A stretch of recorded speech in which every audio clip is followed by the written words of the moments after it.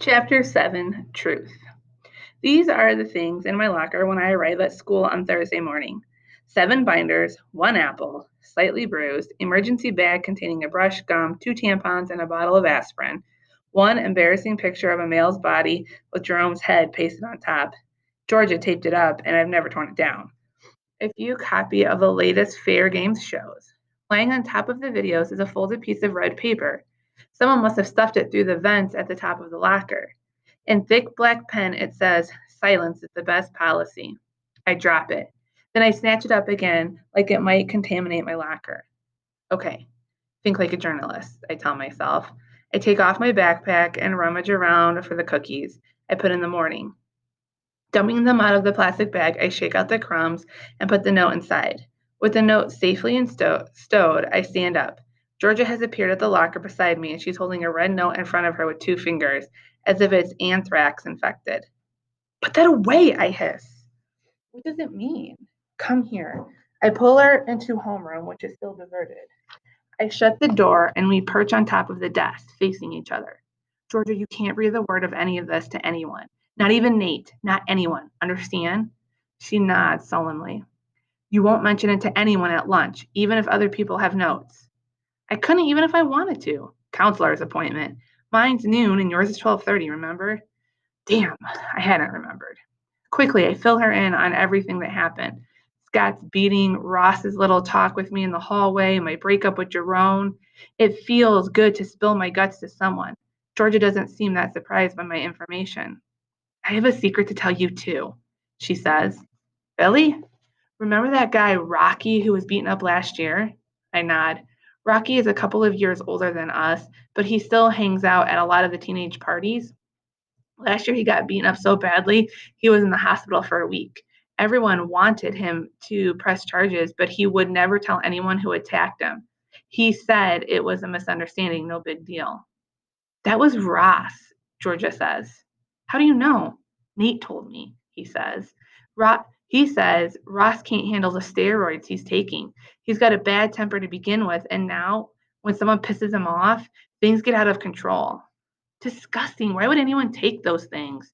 Georgia shrugs. To get bigger, I guess. Is Nate on them? She shrugs again. I suddenly remember one more thing I haven't told Georgia. Officer McBride's information about the boot prints. Her eyebrows go up when she hears. "You think that might be a print from Ross's boots?" I nod. "And you think either Nate or Jerome is involved?" I have time for another quick nod, but that's the end of our conversation. The bell rings, the classroom door bangs open, and everyone begins filing into the homeroom. I have a long, dull morning of geography and math. English gets a little more interesting. Someone does a class presentation on the Macbeth witches, all about how their predictions were full of tricks and double meanings. And even more interesting, I find out from Georgia afterwards that everyone who was at Ian's party had counselor's appointment. "Why now?" I whisper. "Why not last week?" She rolls her eyes. "Maybe because Miss Bing didn't want to deal with the real problems." Miss Bing has been the high school counselor since the age of dinosaurs. The only time I ever see her is at assemblies. She really drones on about some school problem she's suddenly become aware of, drinking, for example. Last year, there was an uproar with a grade 9 girl fainted in class. Mrs. Bean, convinced this was the case of anorexia, started stuffing soda crackers in her mouth. The poor girl was lucky she didn't choke. She turned out to be hypoglycemic. When I got to my 12:30 appointment, I'm already unhappy at having to skip the second half of today's fair game meeting. The counselor's office has no desk. There are 4 of the big principal's office style chairs around a low table. It looks ideal for a parent teacher meeting. Mrs. Bing is cutting out letters for some sort of bulletin board display. She's got gray hair set in curls tight on her head, and her bifocals are pushed down to her nose. She motions me to sit. "I suppose you're wondering why I asked you to meet me, Jen." I figured it was the murder. She puts down her scissors and looks at me as if deciding whether I'm going to be difficult or not.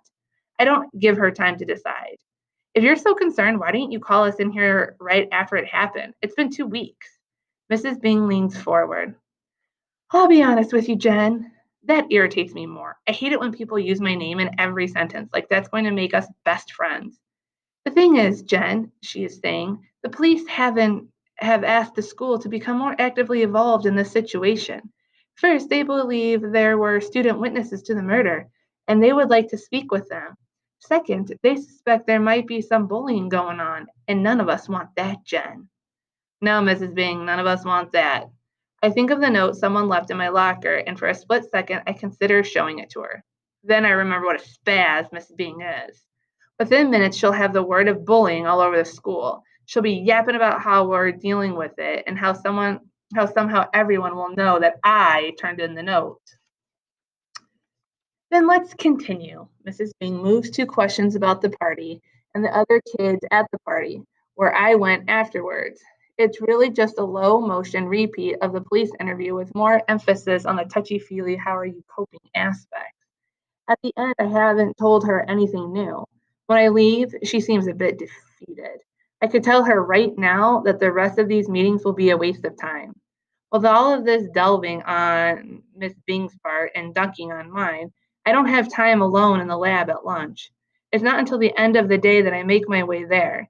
Someone's been editing films and the lights are off. The room glows faintly from the thin slices of light that flow through the closed blinds. On the fair side, past the counter, with its editing equipment and computer monitors, there's a fourth drawer filing cabinet. The top drawer has Scott's name on it.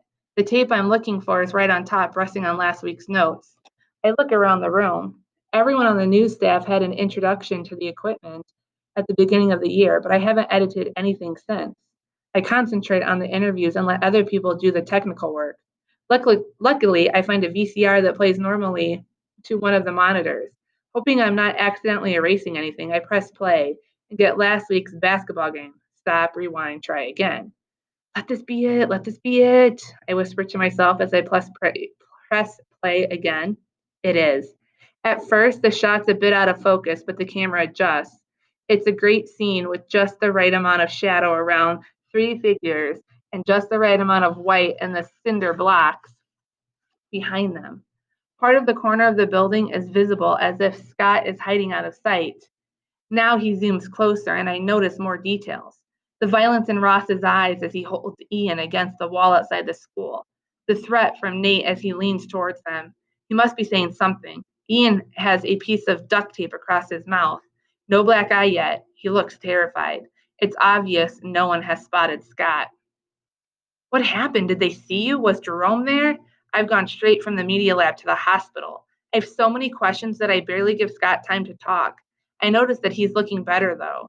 The swelling around his eyes has gone down.